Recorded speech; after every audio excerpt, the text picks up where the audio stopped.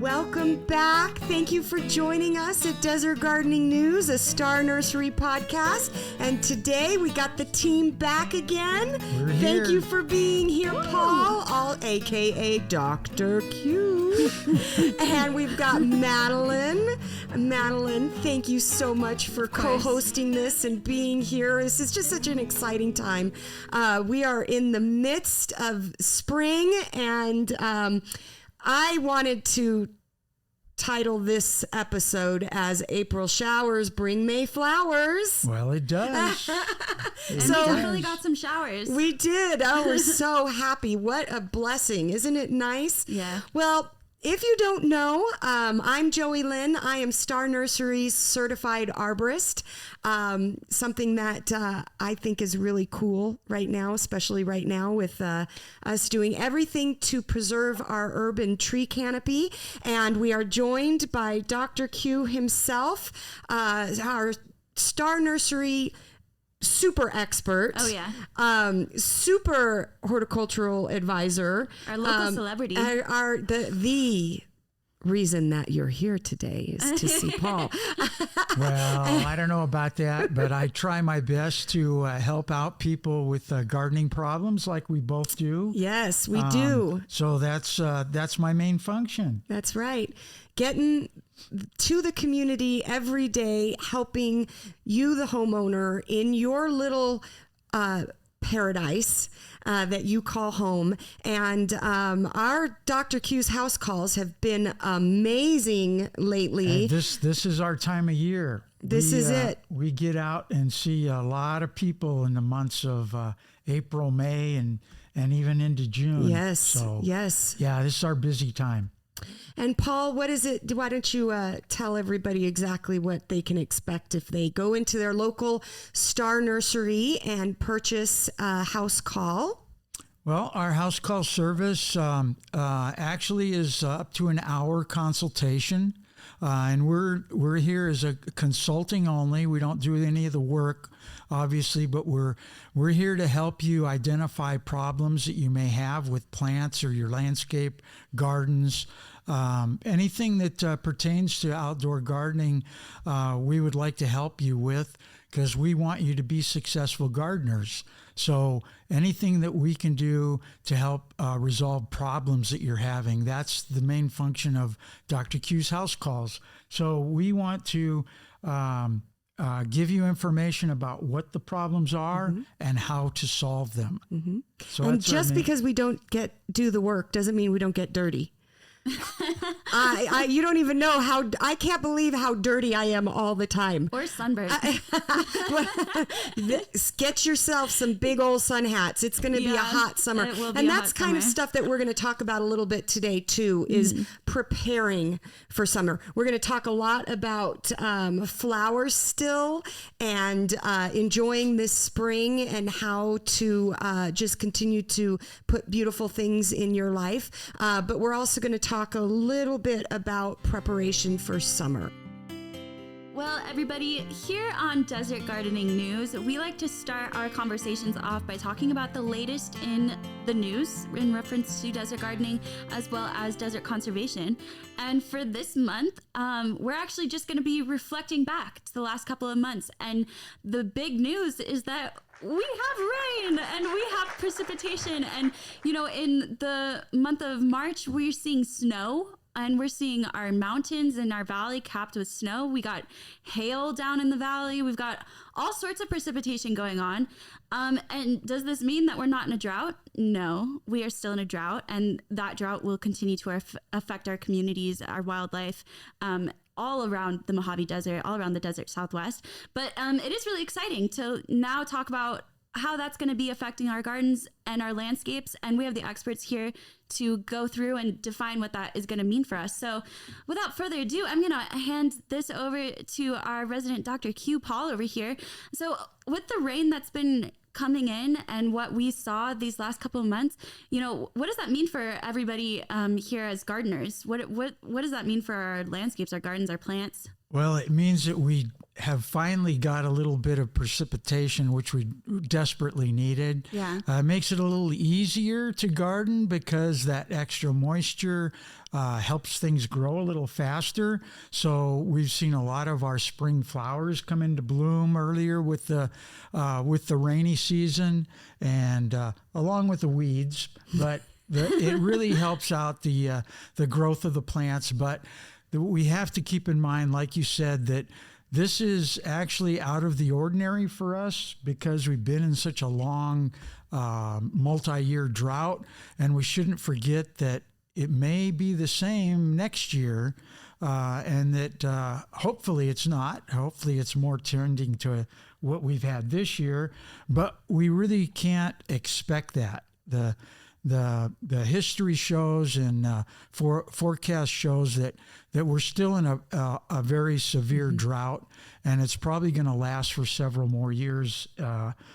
So we have to pay attention to sticking with our plan to be more conservative, to grow more drought-tolerant plant material, to use more drought-tolerant procedures for gardening and for landscaping, and try to reduce our water consumption here. Well, that's all for our desert gardening news. Thank you guys so much for your expertise on that. Up next, we're going to go into our quiz show. Yay. All right, everybody, welcome back. This is my personal favorite part of the show where I get to teach the experts something new. We're going to be asking just 3 questions today. There's no pressure to get these questions right. You Hopefully keep get them saying right. that. I mean, but... I have to say that. She No got pressure. so stressed out. You weren't here, but she got so stressed out that first episode. I had to calm her down because she was so scared. I'm not here to embarrass anybody. We're just teaching everybody something new. And they're all fun. They're super fun questions. Okay. And just little tidbits of info. All right. So our first question is, what is the only country named after a tree? Do you know it? I think I do. Okay, go for it. Shoot your shot. Is it Brazil? Brazil. I didn't know that. The nut, right? Brazil would. Brazil actually. would. Yeah. Brazil is the only country named after a tree, and that is the Brazil wood. Oh, there we see. I Wow. got lucky. I didn't know Sometimes you get lucky. See, there's one she knows I didn't. There we go. We switch off. I mean, usually somebody in the room's got to know it. Of course, she is the arborist, so That's she's true. supposed to know about trees more. Well, did you see her face when I asked her how many millions of years ago trees came about? I know. Her face went white. She was like, I don't know. And I said if that was on the test, that was when I lost. Yeah. Or I didn't get right. All right. Well, good job. Our second question. What is the name of the species of cactus that is naturally found outside of the U.S.? Now, I say this because the majority of cactus, as you guys probably know, are in the Americas. They're only found in the Americas. The majority of all cactus species. You're not going to find a lot of cactus in Europe. You're not going to find a lot of cactus in Finland. It's just not, they're just not native. So that's why I said outside of the US, but if that question might be a little broad, but shoot your shot on it. So name of the species of cactus that is naturally found outside of the US. Paul, do you know? I don't know. Is Can it you give us zygocactus? I don't know. You would be able to tell me if I tell you the answer though. So Well, can you tell us where? where? Honestly, multiple places you can find this Really? cactus. Well, yeah, that's why it's kind of But special. not in the U.S. It's naturally found outside of the U.S. Correct? Yeah. I don't have a clue. I don't have a guess You either. stumped me. Yeah. Okay. Well, then I'll just tell you guys. Okay. From my sources, it is the mistletoe cactus. It is an epiphytic. Epiphylium? Epiphytic is what the terminology they use. Epiphyliums are actually in the they're not really in the cactus family though. Really? Succulent, they're in the succulent family, So, but not cactus family. Interesting. Paul, It says it's a tropical epiphytic plant in the cactus family. I don't know if this is from the spruce.com though. So we're relying on the spruce. So Well- I'm not sure. Could be. Potentially. Because there's a lot of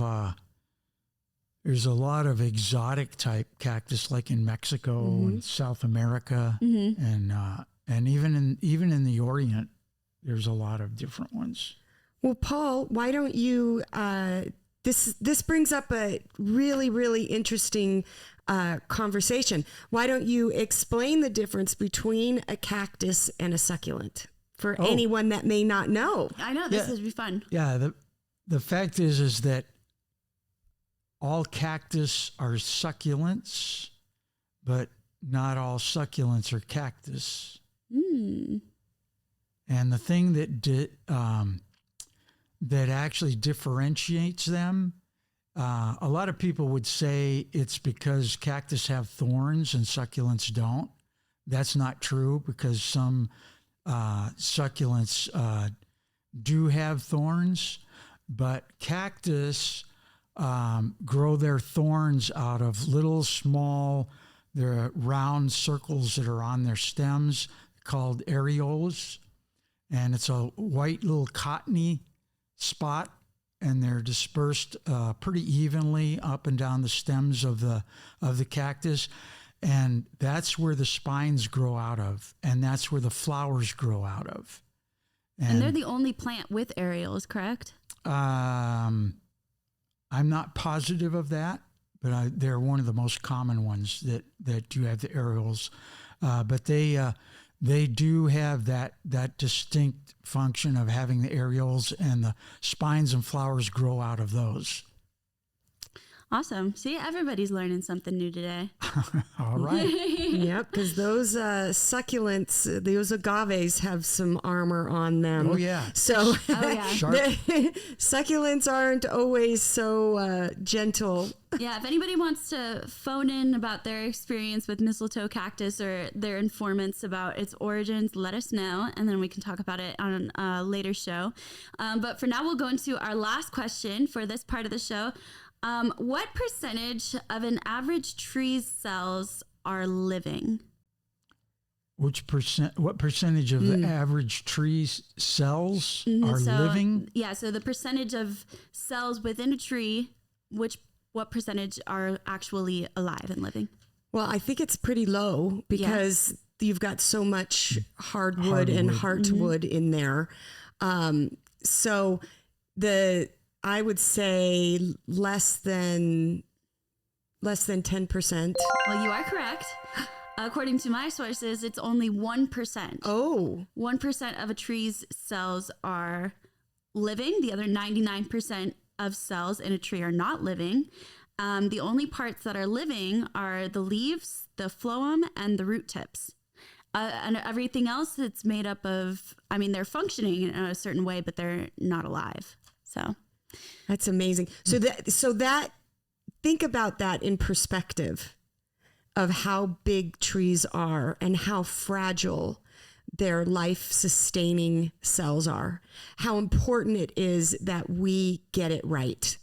You know, when we think about the root system of a tree and how far extending it is, and if there's just a portion of that root that is alive, how much do we have to protect that? How much do we have to protect the canopy of a tree with its leaves? Because you might see a huge tree that looks like it has a huge canopy, but if that's not even taking up 1% of a tree, those are some really, really small numbers when you think about how big some of the trees are.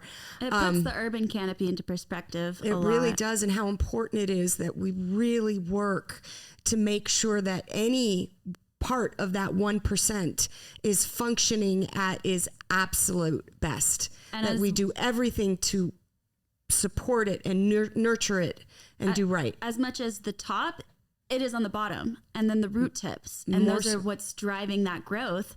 And we have to be protective over those little tiny cells that are working hard, just little by little. That's right. Growing cell by cell. That's right. And when you look at a large tree, it seems like such a huge living thing, but it's only a small amount of that. The thin outer layer of that plant is the only living tissue. The rest of it is just hard wood that's actually for its structure and for its anchoring purposes in the ground from the heavy roots and the limbs that are actually there to support those green leaves that are actually doing the photosynthesis. But there's just a tiny layer on the outskirts. The same with the main trunks and stem. It's just that tiny phloem and xylem that's right underneath the bark is the only living thing that's actually keeping that tree going. And within just the one organism, you're seeing a series throughout its lifespan of death and rebirth over and over and over again throughout its entire life. And you can see that through, they say the rings of the trees. You can tell the age, and the trees are going to be, besides fungus, the trees are going to be the oldest living organisms on Earth, and we need to protect them at all costs. At all costs, now more than ever. Well, thank you guys so much for participating. Thank you. I hope That was everybody learned something new. Up next, we're going to talk about how you guys are going to be preparing for the summer in your gardens and your landscapes. So stay with us for that. For this final portion of our episode today, we're going to be talking with the experts a little bit about how to prepare for the summer. We are in May currently, and the temperatures are rising, and they will continue to rise, and that can be make it or break it for your plants. So you want to have all of the expertise and knowledge so that you can feel comfortable moving into these hot months like June and July, and you can come out of it alive with your plants alive as well. So for the past couple of years, we're seeing our temperatures rise, sometimes breaking records, and especially breaking records as to how long we're experiencing high temps. So for perspective, we might have days where we're over 110 degrees for maybe like 3 days straight, over 100 degrees for maybe 10 days, 20 days straight. So what does that mean for the plant exactly? Well, the hotter it gets, the more easily the leaf surface of plants will scorch or burn. And one of the things you have to keep in mind is that the larger the leaf size of a plant is, the larger the leaf size, the more susceptible it is to heat stress or scorching. So that's why you see a lot of the more drought-tolerant, desert-adaptive plants that are grown here, and our native plants, all have smaller leaves. And it's so that they have a smaller leaf surface that is not going to be as easily stressed out or scorched or burned by the hot temperatures. And also the fact that they can use less irrigation or water to cool their leaf surface off because it's a smaller leaf surface. So that's very important to keep in mind for the very hot weather.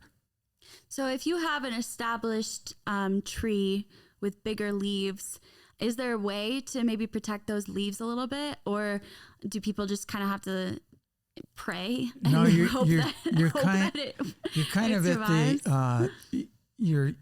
you're really at the mercy of the temperature. Yeah. Larger leaf. Now there are a few exceptions. I mean, as there isn't almost any situation. There are a few trees that have larger leaves that will take the heat pretty well without burning. A couple that I can think of are mulberry trees. Normally will take the sun. They've got a large leaf.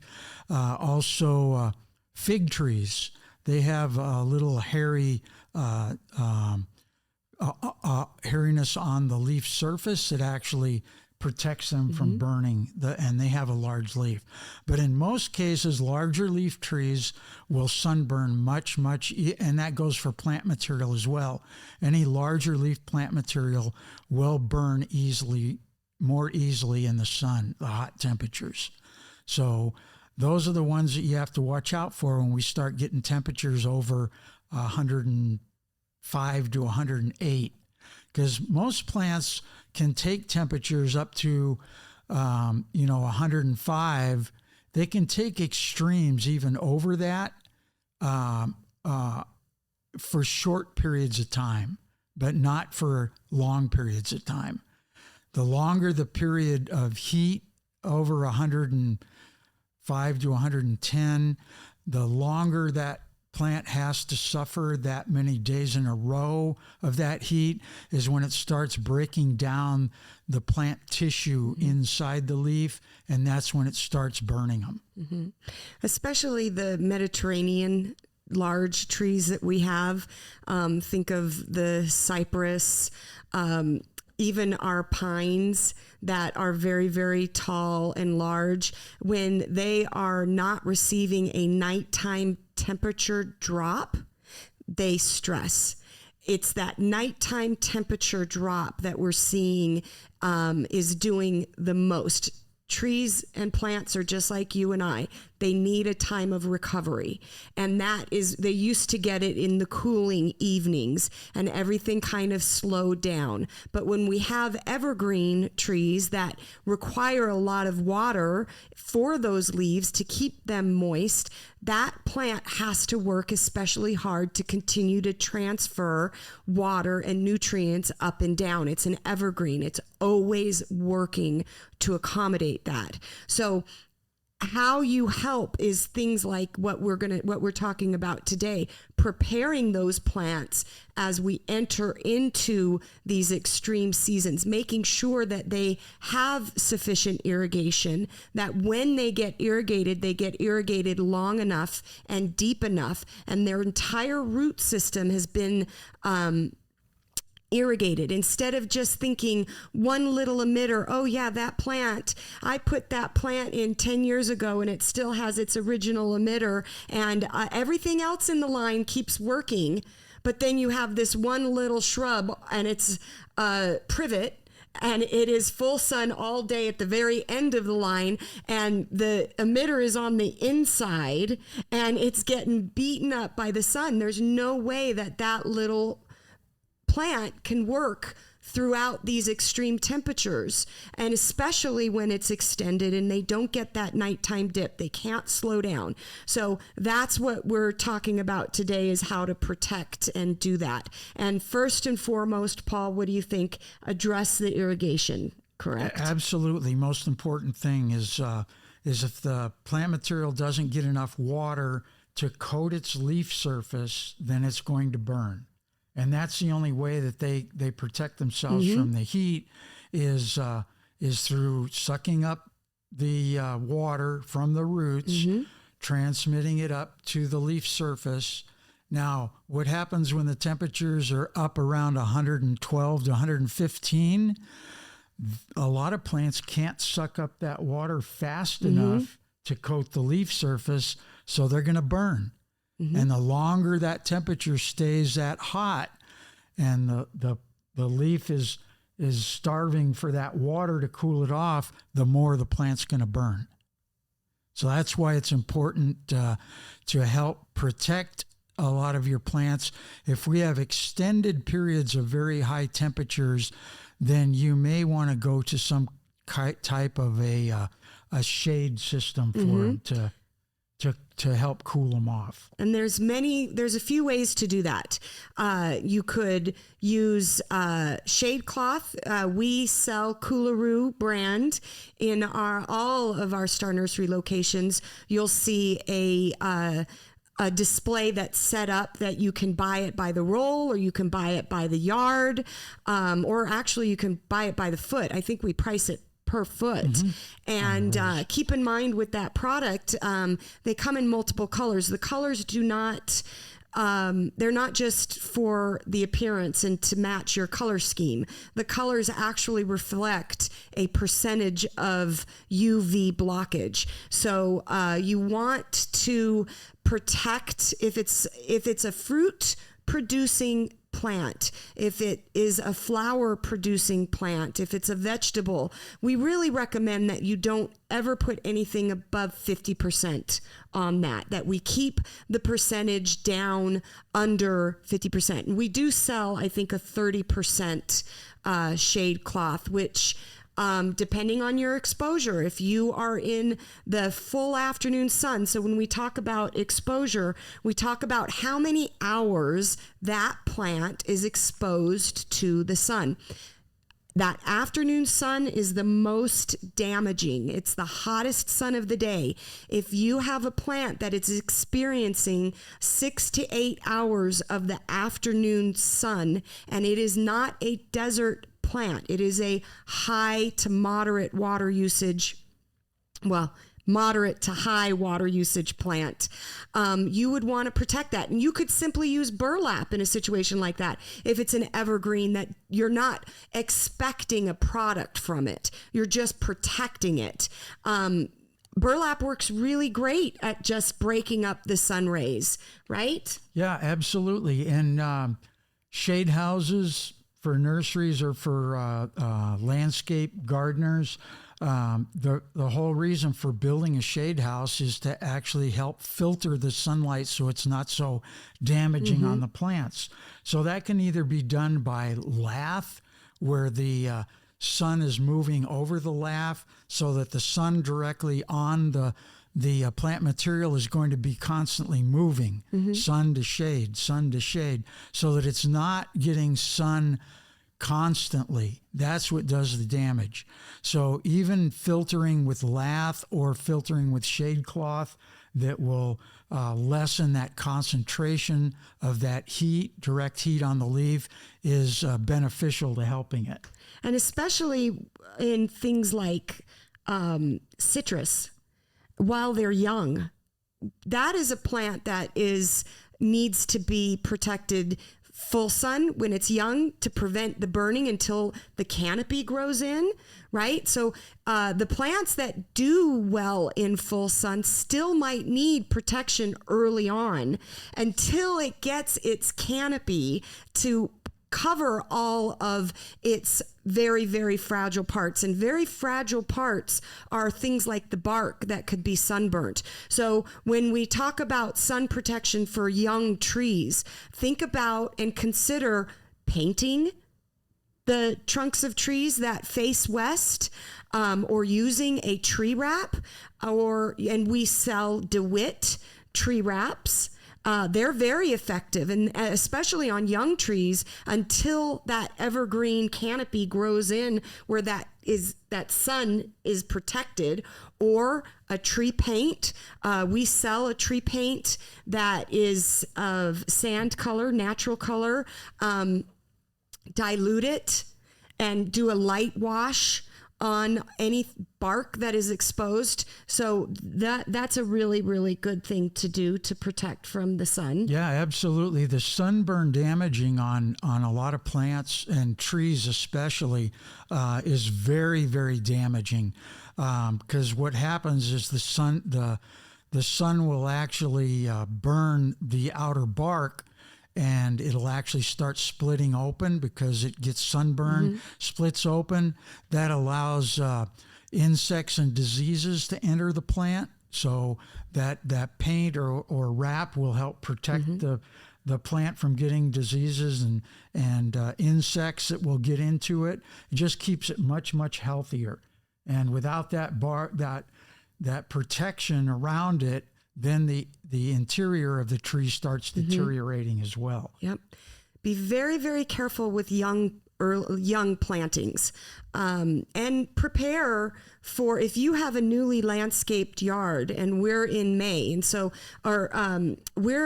you guys are still probably putting in new landscape, still at the nursery. We're still feeling kind of springy, and make sure that irrigation is covered. You want all of your plants, newly planted plants, to be receiving adequate moisture in that root ball. That root ball, when we refer to the root ball, that is that original planting container that you came into the nursery, you bought a 5-gallon plant, and you took it out of the container, you put it in a hole that was dug 2 to 3 times wider, right, than the size Planted of the root ball container. at the surface. And we backfilled, and that moisture is going to be imperative for that plant to root in and acclimate and be ready by the full extreme summer that we're going to have. So irrigation, we just can't talk about it enough, can we, Paul? No, and that is the key thing to preparing your landscape or your garden for the summer heat, is you want to inspect your irrigation system now while it's still cool enough to get out there and go We through said that everything. with air quotes, Right. cool enough. Right, Cool 90 enough. plus temperatures. That you can get around and check all of your, optimally, you want all of your irrigation emitters exposed so that you can see them. That way you can walk around your yard and you can visually inspect those emitters to make sure that they're working properly. Because if you don't, then the only way you're going to find out is when your plant starts dying. Yes. And that'll tell you that it's not getting enough water. So it's very crucial that you inspect your irrigation system right now, this time of year, before the extreme heat hits. And you make sure that all those emitters are working properly and that your system's working properly. And that as the plants grow, you're moving out those emitters to where that root zone is expanding to. That's very, very critical. Plants will not survive on that 1 or 2 emitters right next to the base of it after it's 2 or 3 years old, because those roots are going to be growing outward. That's and the goal. That's where you want to move those emitters to where those feeder roots are. I like, when we're doing house calls, when I'm with a homeowner, I like to educate them on being aware of the wetting pattern. Turn your sprinklers on, we're talking about drip emitters right now. Turn your irrigation system on. Walk the property. This is something the homeowners can be doing. If you see that you have a problem, if you see that there are areas lacking a wetting pattern, you'll probably notice that the plant is struggling and has been struggling for a while, or maybe isn't as full and lush as the plants that have wetting patterns. You have a smile on your face. How do you tell what does the wetting pattern look like? Well, it shouldn't just be a spit, a little. It should be a nice coverage around the surface of the base of the plant, 360 degrees around the base, because the plant has a root zone that is 360 degrees around that plant. It is not just isolated to just one side. The plant has roots all the way around. Did I get it right, Paul? Yeah, and what you'll recognize the wetting pattern first is that it's going to be a darker color than your surrounding soil. Where the irrigation doesn't get to, that's going to be a lighter color. It's kind of a sandy color because there's a lot of sand in our soil in most cases. So the wetting pattern is going to look darker. That's where the water has turned the soil darker. So that's what you want to look for. Yep. Now, we are currently in the Southern Nevada Water Authority watering schedule, and we abide by it. If you do not know what your watering schedule is, you can go to southernnevadawaterauthority.com, and there is an area that says, find my watering schedule. Stick to it. We believe in it.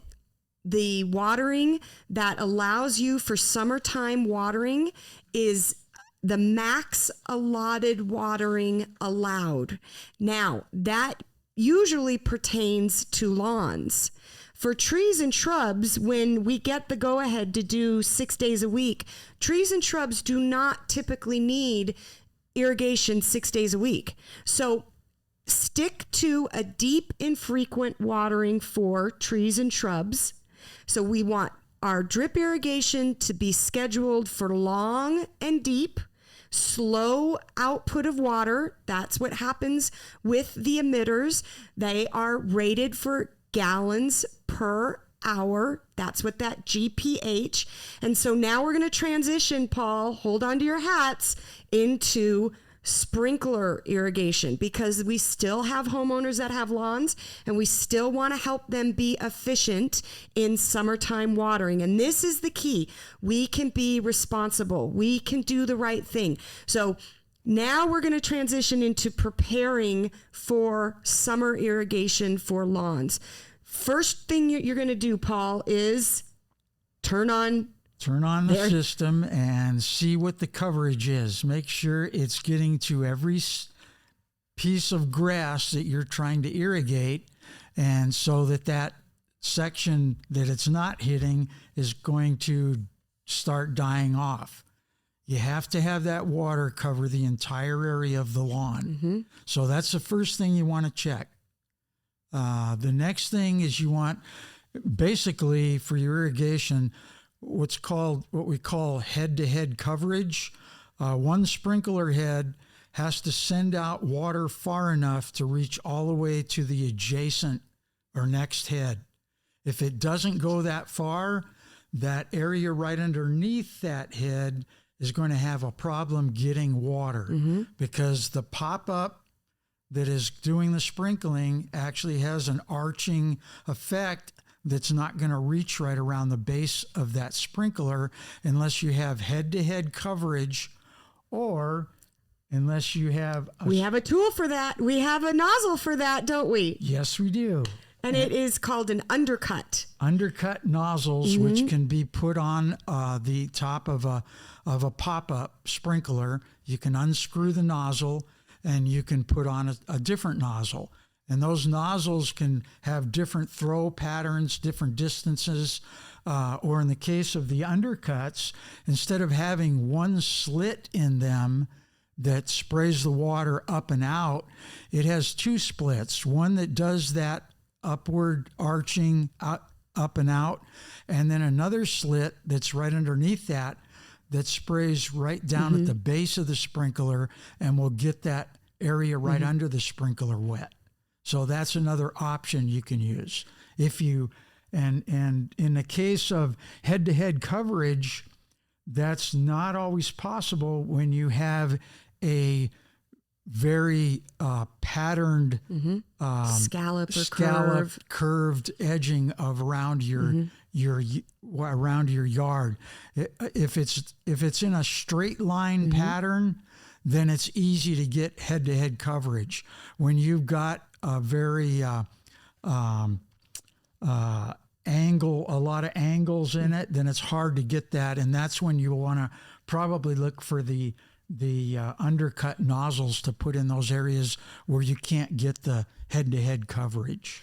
And the reason that this is important is because if you have an area of your lawn that is chronically dead or sparse, the natural reaction that you're going to have is to turn up the water. Well, my lawn needs more water. I need to water more. It's dying. I need to water more. Oh, I need to go put the hose on and just drown this area.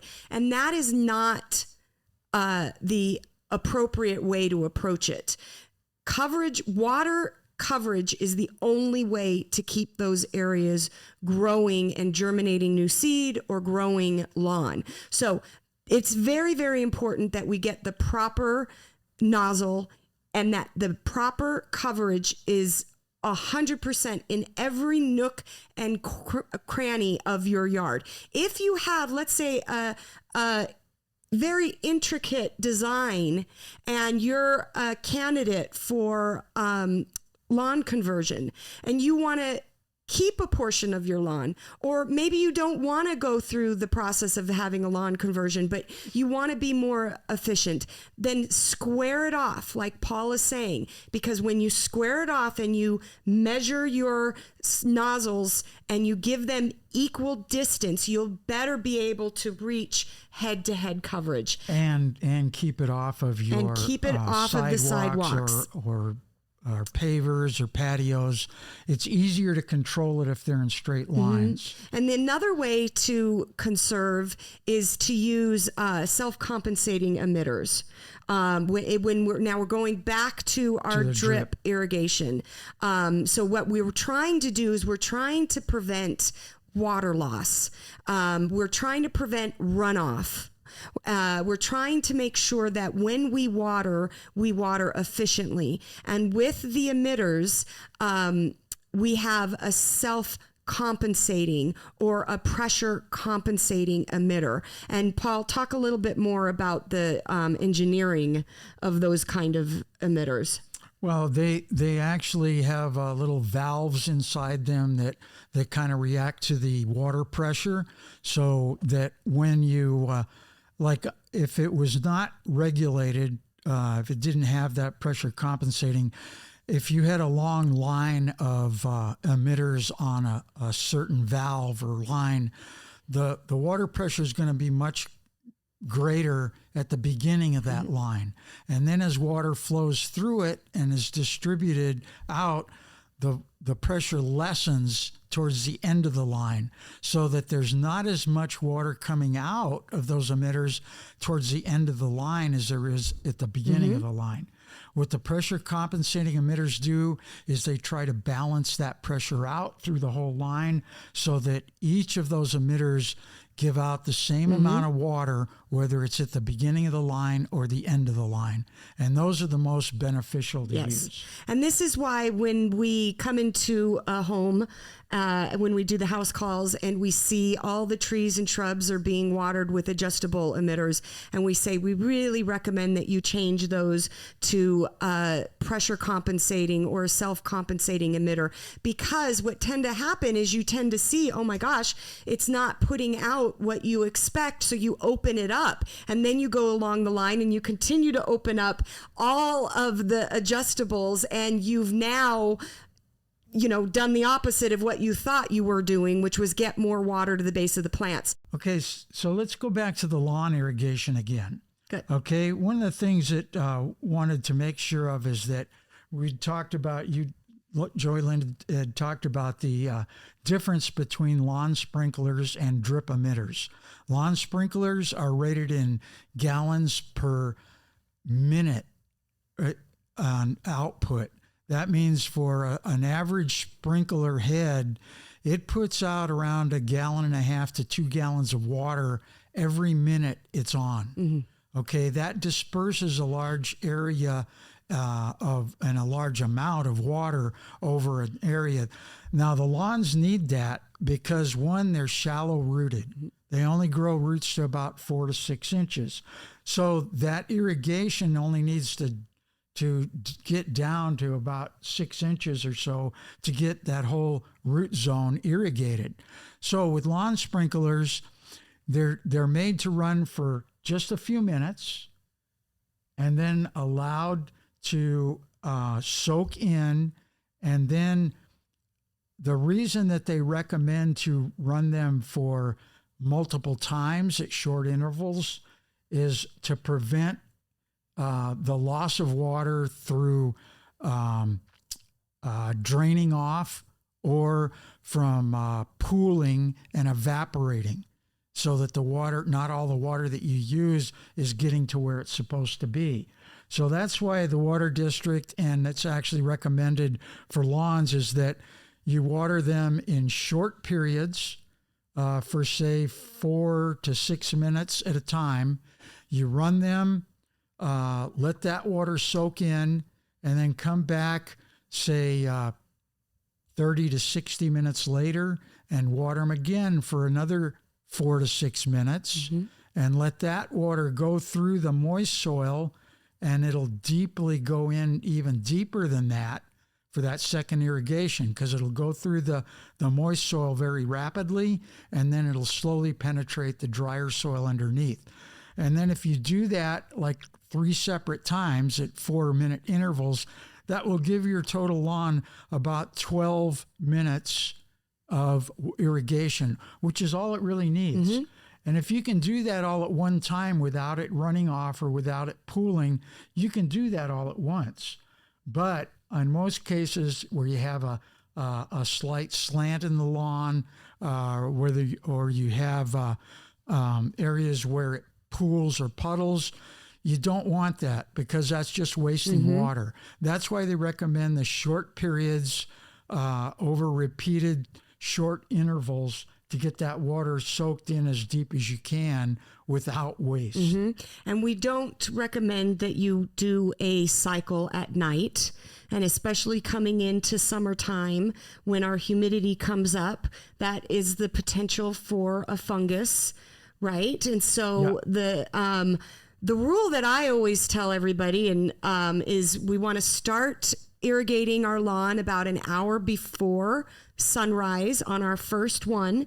And if we do multiple that morning, we've got plenty of time to do our short intervals before the water authority asks us to stop watering for the afternoon. And then if we do have a exposure situation where our lawn does get dry very quickly in the afternoon, that we do that an hour before sunset, right, Paul? Correct. And then that way we prevent any nighttime watering that could lead us to a fungus in our lawn, white flies, gnats, that all of those signs, even excessive grubs, even fruiting bodies like the fungus that we call or the mushroom or the dog vomit that we call the fungus that grows in lawn. Those are all evidence of overwatering. And a lot of people don't know that they can end up overwatering lawn. And we're here to tell you timing is everything, and you can be responsible with your irrigation, water appropriately, stay within that 12 minutes, and have a beautiful lawn that does a lot for you. Yeah, 12 to 15 or 18 minutes. Actually, 12 to 20 minutes is usually average for most lawns. So if you can divide that up, if you have a problem with runoff or puddling, it's best to do that.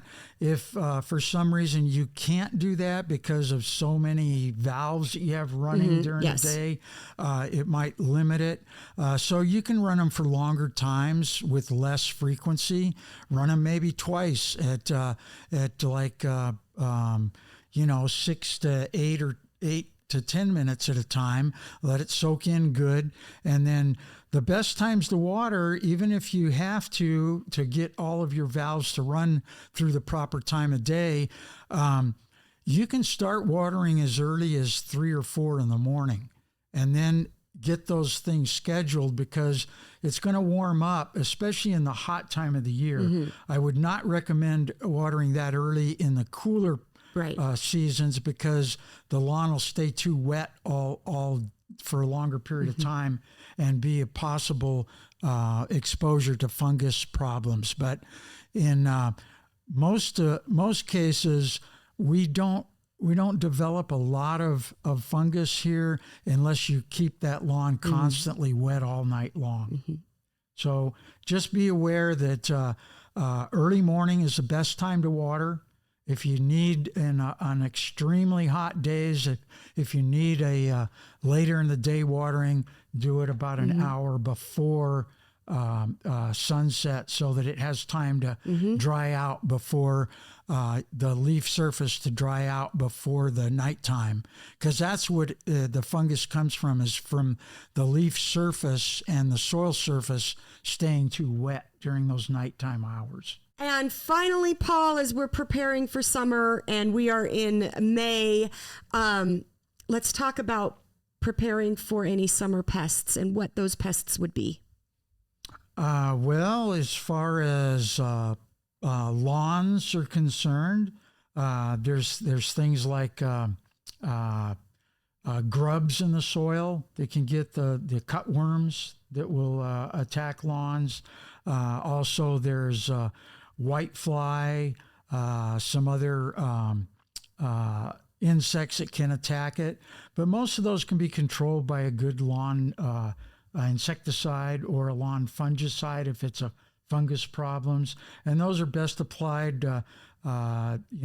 before the extreme heat, because a lot of those applications on a lot of insecticides and things will tell you not to use them when temperatures are above like 90, 95 degrees. So it's best to treat them in the cooler time of the day, and you'll want to treat them with something that insecticide or fungicide, and be sure to read all the label directions on whatever you use anytime you use any type of insecticide or fungicide. So BioAdvance has a complete insect control, which is a granular. Yep. And that is a really good product. Do you ever recommend that you use these as a preventative, or wait till you have the insect? I always recommend that you wait until you see the problem. That's because you're one, if you don't have the problem, why waste the money to treat it? Wait till it shows up. And that's why it's important to inspect your landscape periodically, just to make sure that you don't have a problem. Yes, I agree, especially with the insecticide. Now, as far as the fungicide, though, there is a all-season fungus control by BioAdvance that if you have a chronic area that chronically gets a fungus each year that kills the lawn, and that could be an area that is a lawn that's got part shade. We see this a lot in lawns that don't have consistent sun exposure, because you're overwatering that sun. Because you're overwatering the area that is not exposed to so much sun. To have a chronic area come up with a fungus in the summer is not uncommon. And so if you have that experience, then you do want to get that on before the fungus takes over. And so you look for the smallest sign. You don't wait until the dead of summer when that area is completely already eliminated due to the fungus. Be aware of what's happening in your yard. Keep an eye out. Constantly be evaluating your irrigation, taking a look at the quality of the leaves that the shrubs or the trees are producing. Utilize sun protection. If you have trees or shrubs that are already damaged due to the sun, wait until we get into fall before you prune them back. Let them act as a protective covering for the new babies and tender new growth underneath, right? So don't do any huge pruning if you already have damage now. You shouldn't. You should be ahead of it. But wait until we're after summer to do any of that now. Yeah, sunburn growth actually will protect the undergrowth from getting more sunburn. So when we get into the real hot season and you get scorching on plants, don't cut them back. Like Joylyn said, wait till after the heat, and then you can cut them back so that undergrowth is not going to get burned as well. The other thing I wanted to kind of go back to the insect problem as well, to look for a constant sign of insect damage. What you want to look for is on the leaf surface, whether that be lawn, a little discoloration in the leaf of the lawn, the blades of grass. And if it's in shrubs or flowers, then you'll find that insect damage is going to be on the leaf. So you want to look for holes. You want to look for discoloration. In some cases, on things that one good example of something that can do a lot of damage, but it's not noticeable until after the damage is done, is things like spider mites in cypress or on roses or on other plants. And they're tiny, tiny little microscopic spiders that will get on the plant and actually suck the juice or out of the leaf. And that will actually kill the leaf. And then when the leaf dies, it can't photosynthesize. And that can eventually kill a plant, or at least make it look bad for a long time. So you want to look for those things. Check underneath the leaves occasionally to see if you don't see signs of insects accumulating on the underside of the leaf, because a lot of the times they will protect themselves from the heavy sun damage, sun scalding or heat damage by attaching to the underside of the leaf where it's cooler. So check that whenever possible. On things like cypress, cypress often get spider mites on them in the hot season.